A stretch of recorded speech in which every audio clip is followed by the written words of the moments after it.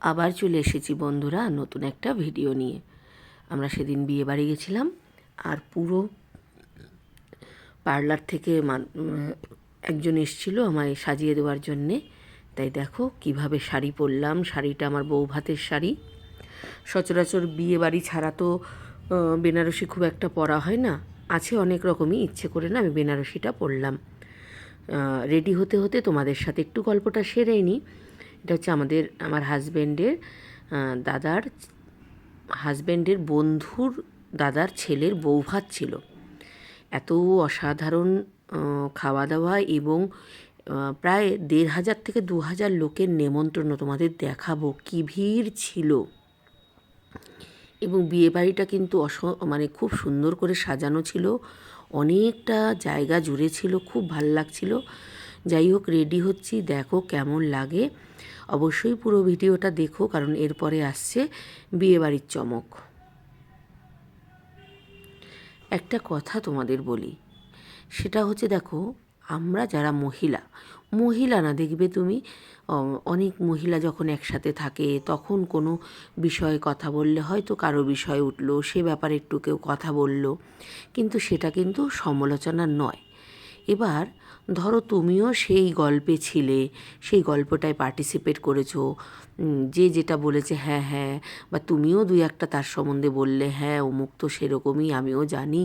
এটা কিন্তু কোনো সমালোচনা নয়, এটা আমরা এসে একটু গল্প করছি তার মাঝে বলা। কিন্তু সেই তুমি যখন আবার সেই কথাগুলো তাকে গিয়ে লাগাচ্ছ, প্রথমত যাকে বলছো আমার মনে হয় তার বিশ্বাস করা উচিত না, কারণ সে কিন্তু নিজে কানে ওই কথাটা শোনেনি। আর মানুষের মুখ এমনই, দেখবে তিলকে তাল হয়ে যায়, হয়তো ইন্টেনশনালি হয় না, কিন্তু কোনো না কোনো সময় হয়ে যায়। আমার মনে হয় এটা বুদ্ধিমানের কাজ। যতক্ষণ তুমি তোমার কানে ওই কথাগুলো শুনছো না, তোমাকে কেউ বলছে জানো তো তোমার নামে না ওরকম ওরকম বলছিল, তখন তোমার পাল্টা জবাব দেওয়া উচিত, কারণ সেই মানুষটাকে তুমিও চেনো। তাই তোমারও জবাবটা দেওয়া উচিত। আচ্ছা, সে যখন বলছিল তুমি কেন শুনছিলে? তার মানে তুমিও তো এন্টারটেন করছিলে, তাই কি না বন্ধুরা? অবশ্যই কিন্তু ভিডিওটা শুনে আমায় বলবে। যাই হোক, চলো রেডি হয়ে বেরিয়ে পড়লাম। হাজব্যান্ড গাড়ি চালাচ্ছিল, আমরা সবাই চলে গেলাম।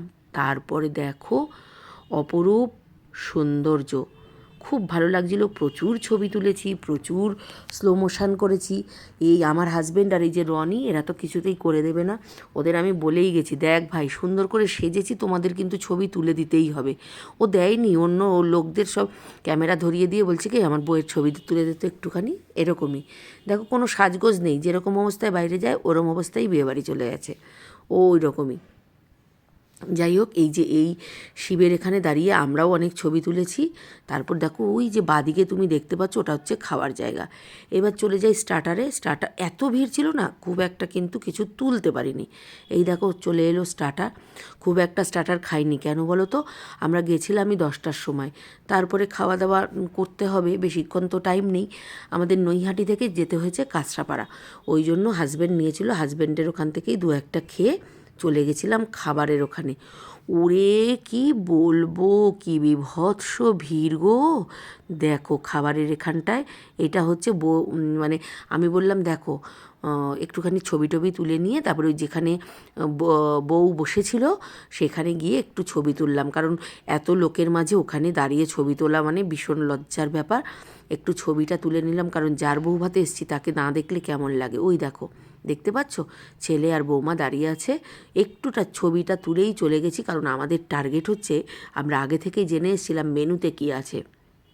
সেখানে ছিল ইলিশ মাছ, বিরিয়ানি, চিকেন, মাটন বিরিয়ানি আর চিকেন। তাই আমার হাজব্যান্ড তো গাড়ি চালাচ্ছে, শুধু বলছে আমি কিন্তু ইলিশ মাছ খাবো, আমি কিন্তু ইলিশ মাছ খাবো।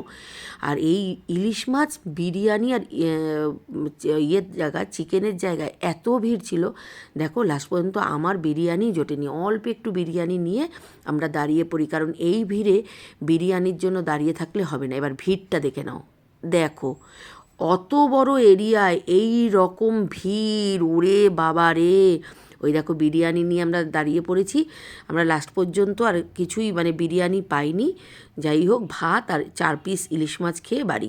টাটা, জয় বাবা লোকনাথকে দেখিয়ে আমি কিন্তু বাড়ি ফিরলাম।